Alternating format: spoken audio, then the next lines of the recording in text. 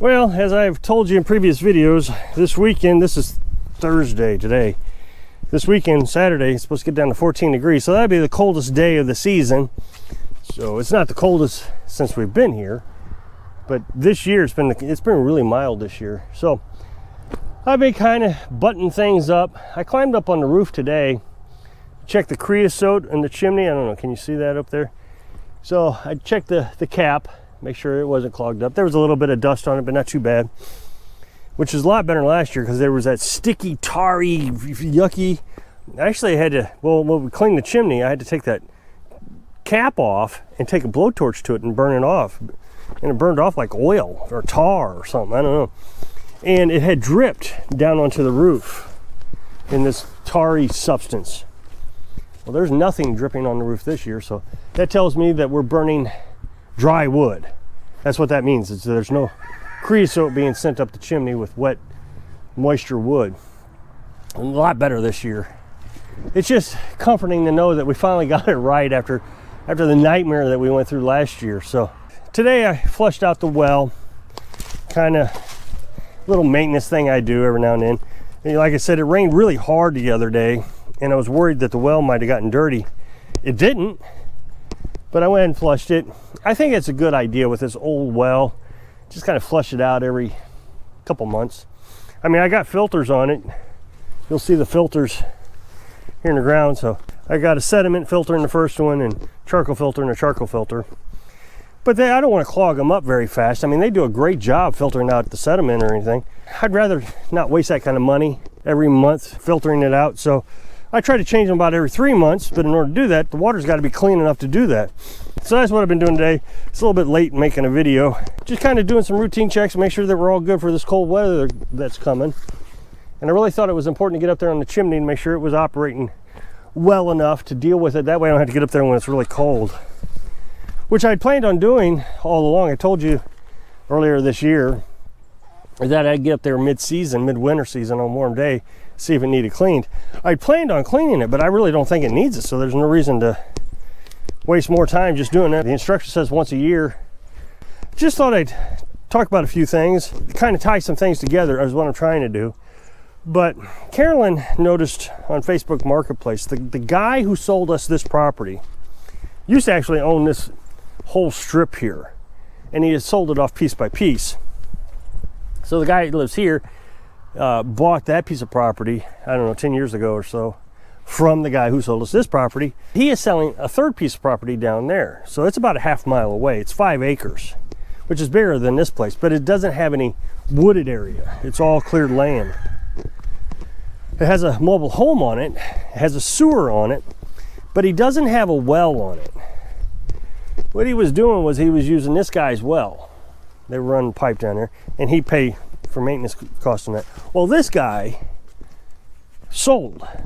So that meant he had to disconnect the well from his trailer. So his mom was living in it, so I guess he had his mom move out. And Carolyn and I were considering getting this place. It'd be a great place to put farm animals. Maybe a garden. Like I said, he was selling it for $20,000. We figured he'd come down. And then once we got it, we could sell the mobile home, and we wouldn't live on it. Sell the mobile home. I don't know what you could get out of it, but it would pay for some of the costs. But we were thinking, I don't know, maybe $12,000, $15,000. I mean, he came down a lot on this place. He started selling it for $10,000, and we got it for $42,000. So I mean, he took off more than half. We didn't have any real high expectations. It'd be a few years before he came down enough that we would even consider buying it. And if it sold fine. Well, he didn't.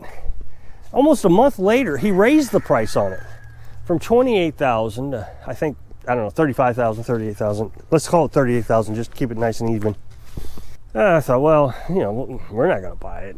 I'm not buying it for that. It's not worth it. This area is just not worth it. There's nothing around here. It's miles to get any place to work. I mean, there is some tourist activity around here. I don't want to give you too much information. So you could sell it for a cabin.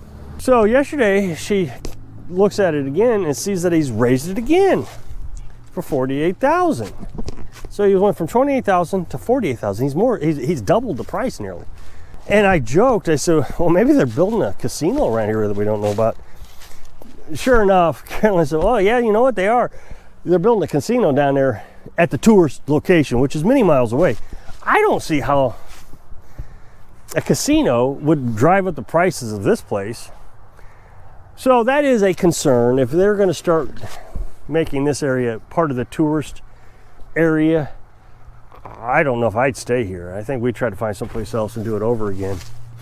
To try to tie this together, the other day I told you that I caught some guys on the property. And just to give you a quick recap, I thought it was a bobcat. We had a bobcat on the property the day before, or 2 days before that. So I come down here in the middle of the night with my little headlamp on. Got down here and I heard a noise in the camper. When I got to the camper, two guys jumped out and ran off. Well, I think that problem might be solved. So I was telling you in that video, I've told you in several videos, that there's this gal, I don't know exactly where she lives, but apparently she lives close by. She knows where I live. And she used to work at the gas station. And she knew we had chickens, but she was very friendly. A while back, she had someone on her property stealing chickens. Now she had a security camera. She was telling us to be cautious. She caught this guy on the camera, but didn't catch they didn't catch him in time. So I think he got, if I recall, I think he ended up getting a chicken from him. And she attributed it to, this area is a very poor area. It's not close to any stores that are cheap or anything. There's a old mom and pop store down the road a little ways. A lot of people ride their lawnmowers to it because they don't have cars, so they drive their lawnmowers or their ATVs over there. And they'll pick up a bologna package and bread, and that's about all they can afford for the week. She thinks one of these poorer persons stole one of her chickens.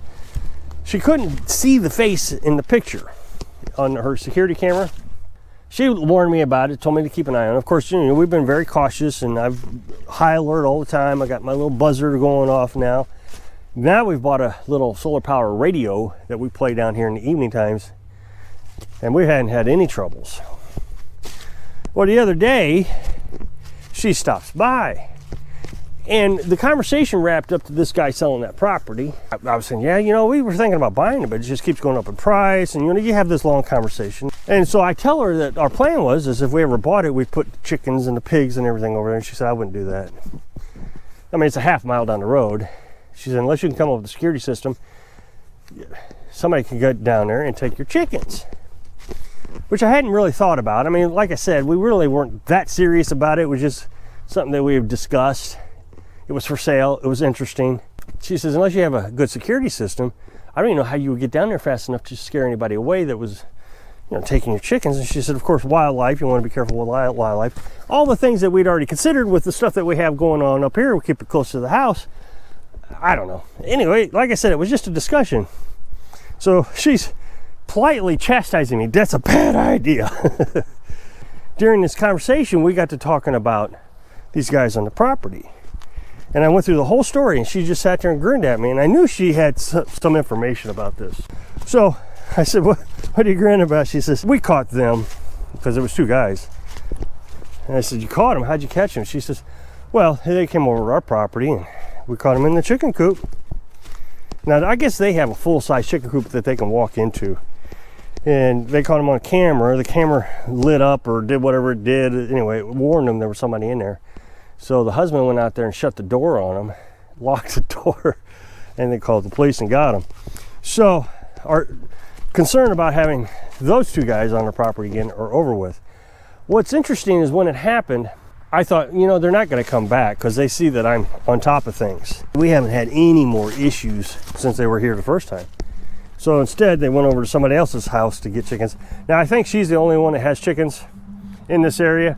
I hear a rooster in the mornings. Our Frenchie and Rue will crow, and then that rooster down there will crow, and they kind of talk back and forth all morning long before sunrise. So that might be hers. I don't know. Again, I'm not interested in making friends around here. It looks like our security problem with those guys are over with, and I guess it's kind of nice. I mean, I'm not a big people person. I've said that many times.